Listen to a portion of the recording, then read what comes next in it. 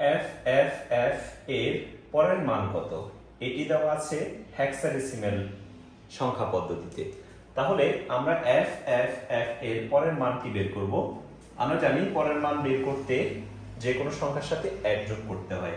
তাহলে F F F এর সাথে এক যোগ করি। এক যোগ করার পরে এফ এর সাথে যদি এক যোগ করা হয়, এফ এর মান, এফ এর ডেসিমাল মান হলো কত? 15। 15 এর সাথে যদি এক যোগ করি তাহলে পাই 16। 16টা হলো যোগফল। এখন আমরা জানি যোগের নিয়ম হচ্ছে কোনো একটি সংখ্যা, যে কোনো সংখ্যার যোগফল যদি ভিত্তির সমান অথবা ভিত্তি থেকে বেশি হয়ে যায় তাহলে যোগফল থেকে ভিত্তিকে বিয়োগ করব। তাহলে যোগফল থেকে ভিত্তি বিয়োগ করি। এটার ভিত্তি কত? 16। 16 থেকে 16 বিয়োগ করলে থাকে কত? 0। তাহলে 0 লিখলাম, হাতে আছে কত? 1।